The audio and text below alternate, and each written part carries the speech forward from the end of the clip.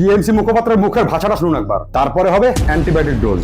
এইখানে দেখুন বাংলার যারা বিজেপি নেতা রয়েছে, জুতোর ন্যাকড়া হয় না, জুতোর ন্যাকড়ার যা দর, তাদের দিল্লির নেতারা তাদের সেই দরটুকুও দেয় না। বিজেপি বাংলায় যারা করে তারা এটা জেনেই করে, দিল্লি যদি আমাকে বলে আমাকে জুতোটা পরিষ্কার করে দিতে হবে, এটা জেনেই তারা করে। শুনলেন তো কি সুন্দর মুখের ভাষা, তাই না? যতদূর জানি ইনি নাকি একজন প্রফেসর। আমি জানি না এর স্টুডেন্ট কারা। ইনি এতক্ষণ ধরে যে জুতোর কথা বললেন, ওনার ছাত্ররা কি সেই জুতোর ব্যাপার সঠিকভাবে জানে না? তবে হ্যাঁ, ওনাদের যে সবাই চটিচাটা বলে, সেই রাগেরই হয়তো বহিঃপ্রকাশ এটা। আর উনি যে বিজেপি নেতাদের জুতোর ন্যাকড়ার দরের সাথে তুলনা করছেন, উনি হয়তো ভুলে গেছেন যে সেই বিজেপিকে এই বাংলার মানুষ ম্যাক্সিমাম ভোটের মেজরিটি দিয়ে ক্ষমতায় এনেছেন, আর ওনাদের ছুড়ে ফেলে দিয়েছেন নোংরা ডাস্টবিনে। আর ওনারা কোন মূল্যের কথা বলছেন বলুন তো? পিসি বা ভাইপো তাদের নেতাদের কেমন গুরুত্ব দিত, সেটা কি উনি ভুলে গেলেন?